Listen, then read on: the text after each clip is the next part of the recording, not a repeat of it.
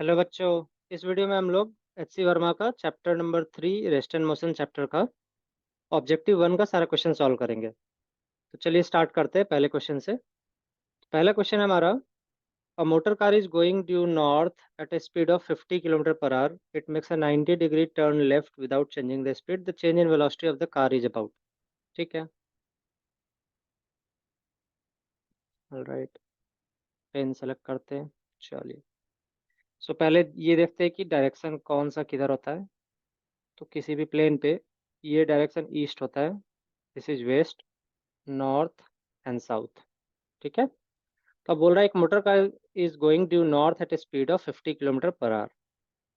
एक motor car है जो इस डायरेक्शन में जा रहा है। अगर हम इसको ओरिजिन मानते हैं, दिस पॉइंट को अगर हम ओरिजिन मानते हैं, तो नॉर्थ की तरफ 50 किलोमीटर पर आवर के स्पीड से जा रहा है। Alright, it makes a 90 degree left turn. अब इस जगह पर कोई आदमी खड़ा है, तो इसके लिए लेफ्ट किस साइड होगा? लेफ्ट होगा इस साइड, राइट। तो बिना स्पीड चेंज किए हुए 90 डिग्री का लेफ्ट टर्न लेता है इस जगह, राइट। ये 90 डिग्री हुआ यहाँ पर विदाउट चेंजिंग द स्पीड। तो स्पीड इसका अभी भी 50 किलोमीटर पर आवर है। अब लेकिन वो जा रहा है इस डायरेक्शन में। तो ये कौन सा डायरेक्शन हुआ? ये वेस्ट डायरेक्शन हुआ, राइट। अब पूछ रहा है हमसे the change in velocity of the car is about. तो हमें चेंज इन वेलोसिटी निकालना है। तो चलिए, चेंज इन वेलोसिटी क्या होता है? तो डेल्टा वी, वी को अगर हम वेलोसिटी से रिप्रेजेंट करते हैं, क्या होगा? V final minus v initial, ये होगा, राइट। तो चलिए पहले वी इनिशियल निकाल लेते हैं। तो वी इनिशियल क्या था? अगर हम कोऑर्डिनेट एक्सिस ऐसा मानते हैं,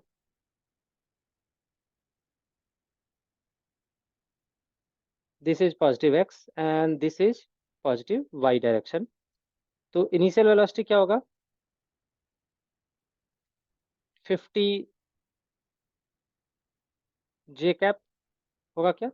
या फिर इसको लिख सकते हैं 0 आई कैप प्लस 50 जे कैप।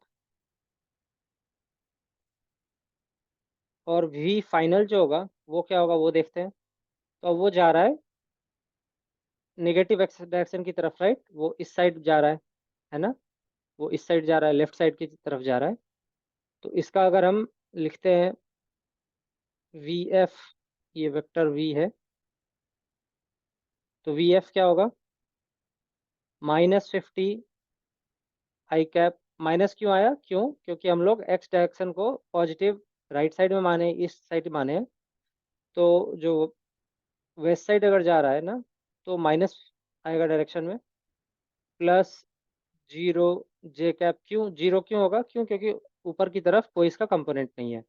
तो अगर हम डेल्टा वी निकालें, delta v that is change in velocity, तो v final minus v initial होगा। तो 50 जे माइनस 50 आई कैप होगा क्या? 50 जे कैप और माइनस माइनस प्लस हो जाएगा, प्लस 50 आई कैप। अब इसको अगर अरेंज करके लिखें, तो 50 आई कैप प्लस 50 जे कैप। हमसे पूछ रहा है चेंज इन वेलोसिटी। तो अब इस चेंज इन वेलोसिटी, तो ये तो वेक्टर हो गया, राइट। इसका अगर हम मॉड ऑफ डेल्टा वी करें, that is magnitude of change in velocity will be what? Root under 50 square plus 50 square. इसको अगर हम सॉल्व करते हैं, तो 50 बाहर कॉमन आ जाएगा, टाइम्स √2 बचेगा। तो 50 into 1.41, around 70 kilometre per our होगा। अब हमें डायरेक्शन भी देखने का जरूरत है, राइट। तो आप डायरेक्शन देखो तो कैसे आएगा? तो डायरेक्शन तो हम लोग ऐसे भी दो तीन तरीके हैं इसको निकालने का। एक इजी तरीका देखते हैं। किसी भी दो वेक्टर का डायरेक्शन, रिजल्टेंट वेक्टर का डायरेक्शन निकालना है अगर, तो इसको अगर हम थोड़ा आगे की तरफ एक्सटेंड करें, तो ये ऊपर की तरफ जा रहा है। तो जो रिजल्टेंट होगा वेक्टर ए और वेक्टर बी का, वो क्या होगा, इन दोनों का रिजल्टेंट इस डायरेक्शन में होगा, right. And this is what direction, this is same as this direction, तो नॉर्थ वेस्ट साइड में होगा, तो नॉर्थ वेस्ट है हमारा यहाँ पर, राइट। तो option c will be the correct answer. एक तरीका और है डायरेक्शन निकालने का, यहाँ पे हम tan थीटा निकाल लेते हैं। tan थीटा क्या होगा, 50/50, राइट, 1 बराबर tan45 डिग्री। तो थीटा जो होगा वो 45 डिग्री हो जाएगा, ये 45 डिग्री होगा। तो अभी भी सेम डायरेक्शन आ रहा है, नॉर्थ वेस्ट की साइड। चलिए क्वेश्चन नंबर 2 पे चलते हैं।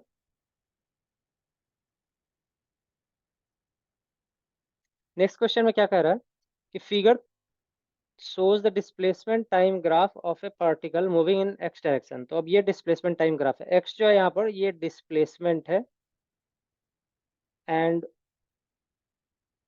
ये t जो है टाइम डिनोट कर रहा है। तो हमें सिंगल करेक्ट ऑप्शन चूज करना है इसमें से। तो इसमें क्या हो रहा है देखते हैं, चलिए। तो टाइम के साथ इसका डिस्प्लेसमेंट जो है एट टी इक्वल्स टू 0, ये ऑब्जेक्ट रेस्ट में था और ऑब्जेक्ट ओरिजिन पे था। जैसे जैसे टाइम बढ़ रहा है, ऑब्जेक्ट जो है ओरिजिन से थोड़ा दूर जाना स्टार्ट हुआ है, और at time equals to t not point, अगर लेट्स से इस जगह पे अगर इसका डिस्प्लेसमेंट जो है वो अगर x1 हम एज्यूम करते हैं, तो टी नॉट टाइम पे वो ऑब्जेक्ट x1 पोजीशन पे पहुंच चुका है, राइट। और उसके बाद टी नॉट के बाद वो ऑब्जेक्ट x1 पोजीशन से आगे मूव नहीं कर रहा। अगर वो आगे मूव कर रहा होता तो ऊपर की तरफ बढ़ रहा होता या नीचे की तरफ आ रहा होता, अगर वो पीछे की तरफ आ रहा होता, बट टी नॉट टाइम के बाद वो x1 पर जाकर रुक गया है। तो इसमें क्या ऑप्शन सही होगा, फर्स्ट ऑप्शन चेक करते हैं, the particle is continuously going in the positive x direction. नहीं, ये गलत होगा, क्यों, क्योंकि वो टी नॉट टाइम तक गया है पॉजिटिव एक्स डायरेक्शन में, एंड देन वो स्टॉप हो गया और वो सेम जगह रुके हुए, बट टाइम बढ़ता जा रहा है, तो this one is wrong. Second option, the particle is at rest, ये तो गलत ही है, क्यों, क्योंकि टाइम के साथ मूव कर रहा है स्टार्टिंग में, and then it stops. Option c क्या है, the velocity increases up to a time t not and then become constant. तो वेलोसिटी तो टाइम टी नॉट तक इंक्रीज कर रहा है, लेकिन कांस्टेंट हो जा रहा है उसके बाद। रॉन्ग, क्यों, क्योंकि वेलोसिटी क्या होता है, वेलोसिटी इज dx/dt, राइट। तो वेलोसिटी जो है वो 0 से टाइम टी नॉट के बीच में ना, वो कांस्टेंट है। तो इस अगर इसको हम लिखें तो 0 से t1 के बीच में टाइम टी नॉट लगा, एंड डिस्प्लेसमेंट जो हुआ है वो x1 हुआ, और दिस इज कांस्टेंट।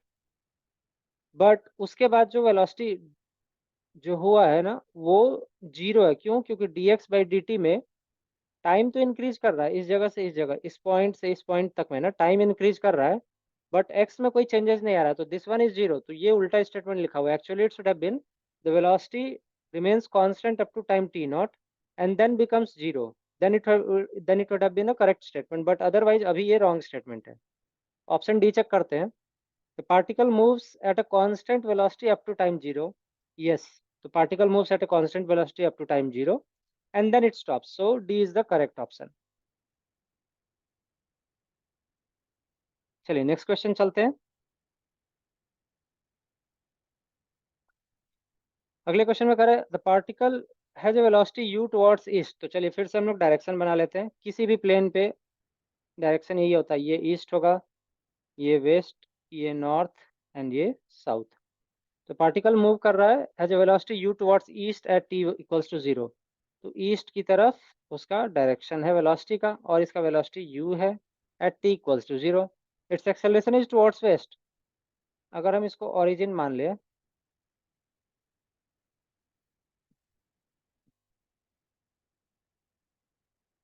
तो इसका एक्सेलरेशन जो है ये वेस्ट की तरफ है, तो वेस्ट कौन सा डायरेक्शन हुआ, दिस डायरेक्शन, राइट। तो इसका जो एक्सेल, मुझे कलर चेंज करने दीजिए, लेट्स से ब्लू कलर लेते हैं। ओके,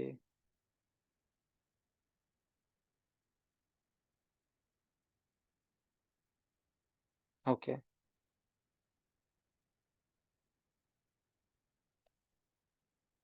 ब्लू डिनोट कर रहा है एक्सेलरेशन को, ऑलराइट। सो इसका एक्सेलरेशन जो है वो टुवर्ड्स वेस्ट एंड कांस्टेंट है। अब लेट्स से अगर कुछ कांस्टेंट है तो मान लेते हैं कि इसका जो एक्सेलरेशन है वो स्मॉल ए है, ठीक। अब बोल रहा है कि let x a and x b the magnitude of displacement in the first 10 seconds and in the next 10 seconds. ठीक है, ऑलराइट। तो हमारा क्या है कि एक्स ए, चलिए एक्स ए देखते हैं क्या आता है। X A will B displacement in the first 10 second. तो फर्स्ट 10 सेकंड में कितना डिस्प्लेसमेंट हुआ, और एक्स बी क्या है, नेक्स्ट 10 सेकंड। तो जो डिस्प्लेसमेंट एक्स है वो 0 से 10 सेकंड के बीच का डिस्प्लेसमेंट है, राइट। और एक्स बी जो है वो नेक्स्ट 10 सेकंड्स का, मतलब 11 से लेकर 20 सेकंड के बीच का डिस्प्लेसमेंट एक्स बी बोल रहे हैं हम लोग। तो हमसे पूछ रहा है कि एक्स ए और एक्स बी के बीच का क्या रिलेशन होगा, मतलब एक्स ए बड़ा है या एक्स बी बड़ा है, एक्स बी बड़ा है या एक्स ए बड़ा है, या दोनों बराबर है। या एक चौथा ऑप्शन भी है कि the information is insufficient to decide the relation of x a and x b. तो एक्स ए और एक्स बी के बीच का जो रिलेशन है, इधर कौन बड़ा है कौन छोटा है बराबर है, वो डिसाइड करना मुश्किल है गिवन द इन्फॉर्मेशन। ठीक है, तो अगर चलिए देखते हैं पहले होता क्या है। अगर कोई ऑब्जेक्ट जिसका डिस्प्लेसमेंट चेक करना है हमें, और बताया हुआ है कि उसका जो वेलोसिटी है वो एक्स एक्सिस के अलोंग इस डायरेक्शन में है, और उसका एक्सेलरेशन इस डायरेक्शन में, राइट, अपोजिट डायरेक्शन में। तो होगा क्या कि ऑब्जेक्ट लेट्स से अगर 10 मीटर पर सेकंड के वेलोसिटी से आगे की तरफ मूव कर रहा है, और इसका एक्सेलरेशन अगर पीछे की तरफ है, तो ऑब्जेक्ट बढ़ेगा बढ़ेगा बढ़ेगा और धीरे धीरे उसका स्पीड स्लो होता जाएगा, और एक पॉइंट ऐसा आएगा जहाँ पर ये जाकर रुक जाएगा। और फिर उसके बाद सिंस उसका एक्सेलरेशन पीछे की तरफ है, तो ऑब्जेक्ट मुड़कर पीछे की तरफ आना स्टार्ट हो जाएगा, राइट। ऑब्जेक्ट यहाँ पर जाकर रुकेगा and then it will start moving backward. ये ऐसे घूम कर नहीं आएगा, ये एक्चुअली उसी उसी लाइन पे ये जाएगा आगे की तरफ, और फिर जिस जगह रुकेगा वहां से फिर वापस पीछे की तरफ जाना स्टार्ट हो जाएगा, उसी उसी लाइन पे, सेम लाइन पे। तो हमसे पूछ रहा है कि एक्स ए और एक्स बी का रिलेशन। तो पहले 10 सेकंड में ऑब्जेक्ट कहाँ तक जाएगा और किस जगह जाकर रुकेगा, ये तो हम लोग बता ही नहीं सकते। क्यों? क्योंकि यू का वैल्यू नहीं दिया हुआ है हमें, हमें ए का भी वैल्यू नहीं दिया हुआ है। तो किस जगह जाकर रुकेगा, पहले 10 सेकंड में जाकर रुकेगा, या फिर उसके बाद जाकर रुकेगा, या फिर स्टार्टिंग के 2 सेकंड में रुककर फिर वापस पीछे की तरफ मूव करना स्टार्ट कर देगा, तो ये हमें नहीं पता। तो इसका जो करेक्ट आंसर होना चाहिए, क्या होना चाहिए, गेस करो। एक्स से एक्स बी के बीच का कोरिलेशन तो हम बता ही नहीं पाएंगे कब जाकर मूव होगा। क्यों? क्योंकि पहले 10 सेकंड में कहाँ तक जा रहा है और फिर अगले 10 सेकंड में कहाँ तक जाएगा, ये नहीं डिसाइड कर पाएंगे हम लोग। इसलिए इसका option d is the correct answer. The information is insufficient to decide the relation of x a and x b. चलिए नेक्स्ट क्वेश्चन चलते हैं। क्वेश्चन है नेक्स्ट कि a person traveling on a straight line moves with a uniform velocity v1 for some time with uniform velocity v2 for equal next time the average velocity। तो हमें v average निकालना है, right. इस question में average velocity क्या होगा, total distance travelled, sorry, average velocity है तो total displacement by total time taken होगा ना, टोटल टाइम टेकन।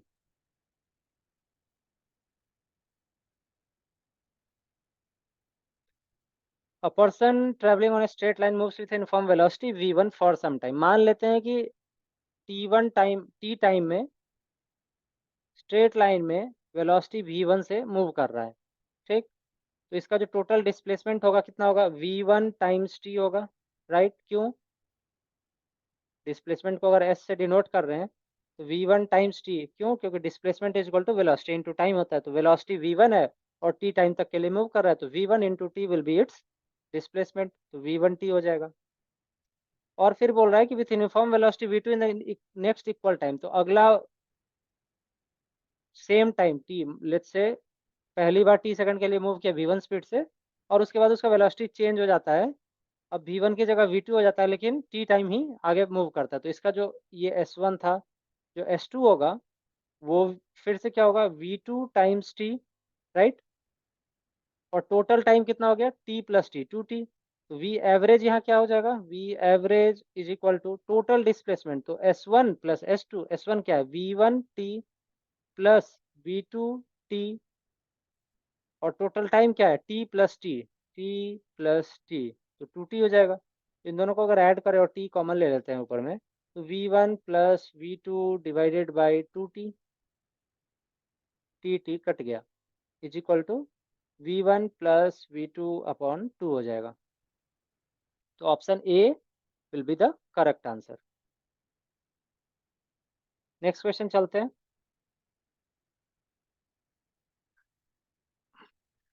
अगले क्वेश्चन में क्या कह रहा है?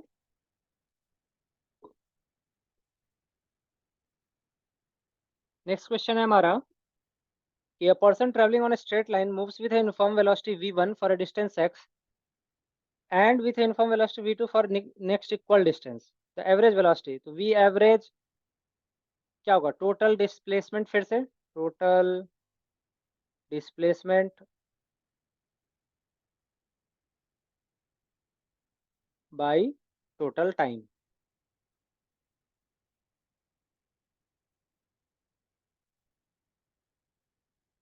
तो बोल रहा है कि स्टार्ट किया इस पॉइंट से x डिस्टेंस तक गया, ये डिस्टेंस अगर x है, यूनिफॉर्म वेलोसिटी v1 से गया है, तो हम निकाल लेते हैं टाइम कितना लगा। तो time taken to travel a distance x with a speed of with a uniform velocity of v1 will be what?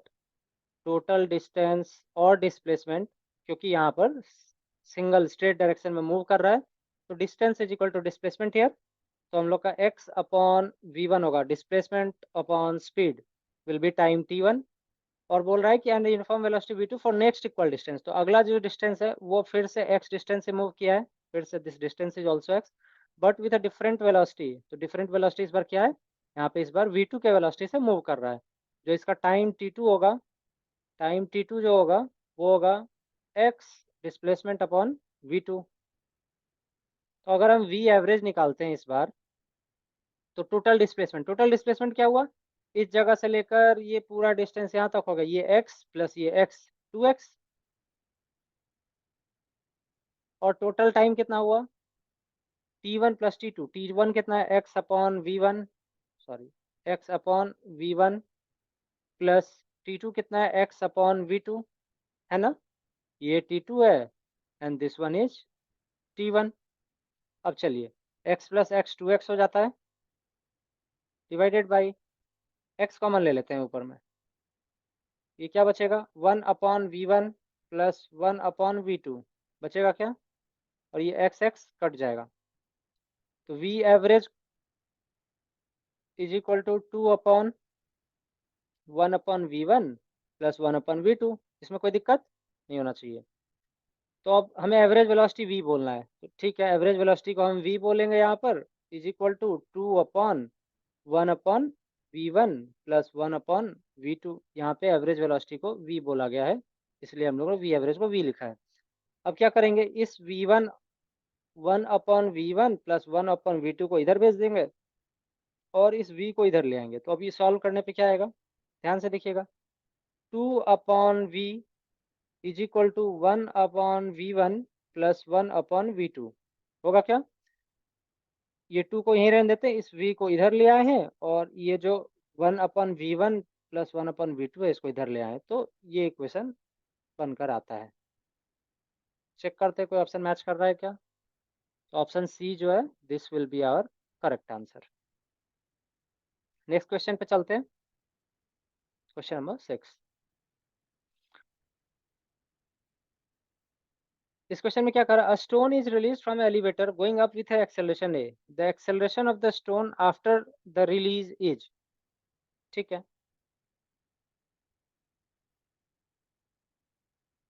एक एलिवेटर है हमारे पास, राइट,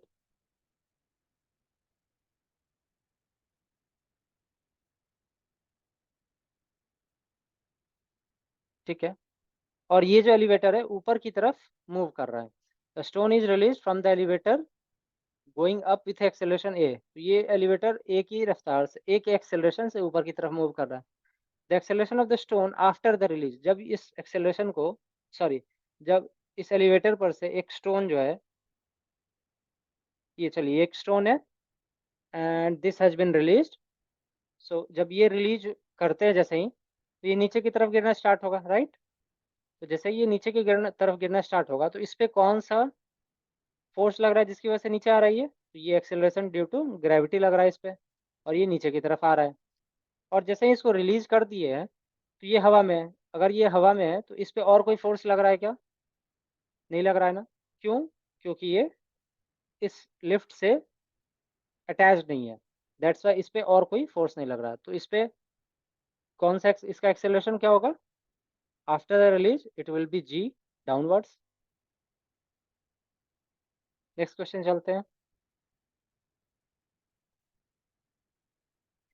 अगला क्वेश्चन कह रहा है कि a person standing near the edge of the top of a building throws two balls A and B. The ball A is thrown vertically upward and B is thrown vertically downward with the same speed. The ball A hits the ground with speed VA and the ball B hits the ground with speed VB. We want to find the relation between VA and VB. तो चलो question क्या कर रहा है देखते हैं। एक person है जो stand at the edge of the top of the building, तो एक बड़ा सा बिल्डिंग बनाते हैं हम लोग। चलिए,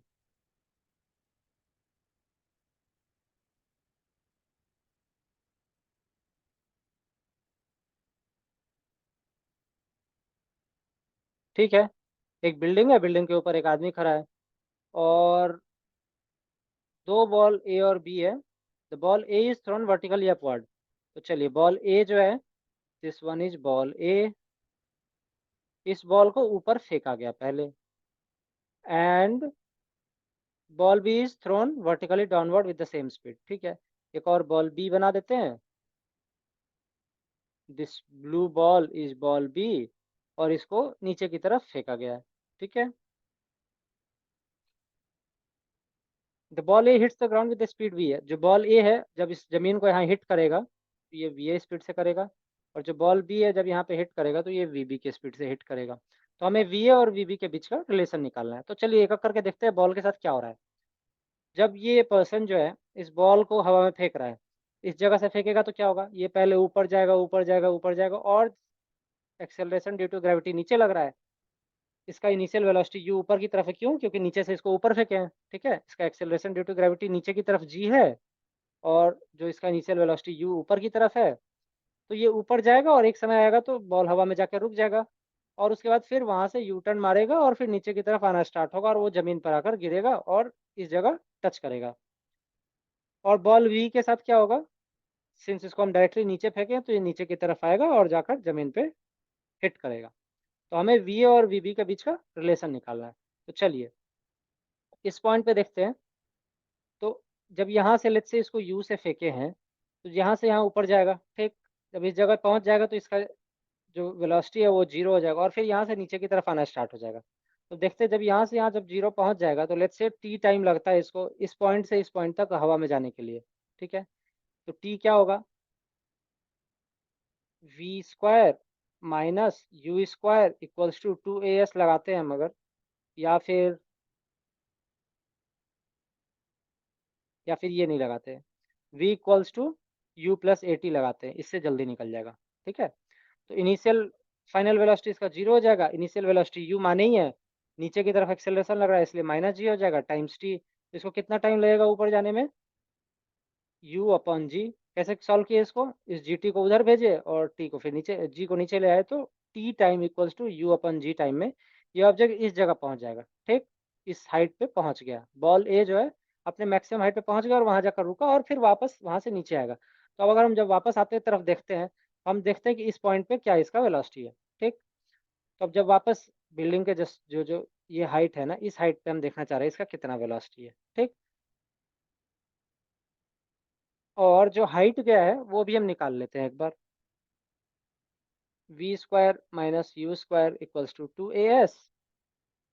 तो वी अगर इसका जीरो था, यू स्क्वायर को यू ही माने, इक्वल्स टू 2 जी, ए का वैल्यू जी है माइनस जी, और एस निकालना चाह रहे हैं तो माइनस माइनस कट गया, s equals to u square by 2 g. ठीक, तो मैक्सिमम हाइट इसका एस स्क्वायर बाई 2 जी है। अब इसी सेम हाइट को इसको ट्रेवल करने में कितना टाइम लगेगा जब इसको ऊपर जीरो स्पीड से छोड़े हैं? तो हम जब ये ऑब्जेक्ट यहाँ से लेकर यहाँ तक पहुँच जाएगा तो इसका हम वेलोसिटी निकालना चाह रहे हैं। v is equal to v final is equal to u plus a t, होगा क्या?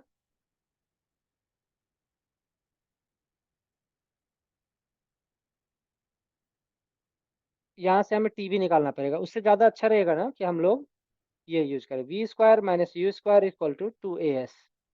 ठीक है, इनिशियल वेलोसिटी 0 है तो ये 0 हो गया, हम v निकालना चाहते हैं, we square equals to 2a का वैल्यू g, इस बार g होगा, माइनस g नहीं होगा, क्यों? क्योंकि इस बार ऑब्जेक्ट भी नीचे जा रहा है और एक्सेलरेशन ड्यू टू ग्रेविटी भी नीचे की तरफ ही लग रहा है। ठीक, 2g इंटू एस, एस कितना है? You square by 2g, you square by 2g, क्योंकि इसको इतना ही हाइट तक हम चेक करना चाह रहे हैं, ये जो हाइट है ना, ये इतना ही हाइट हम चेक करना चाह रहे हैं कि इसका वेलोसिटी जब वापस उधर से लौटेगा ना तो कितना रहेगा नीचे की तरफ। जी जी कट जाएगा, 2 कट जाएगा, और v square equals to u square, तो v इक्वल टू यू।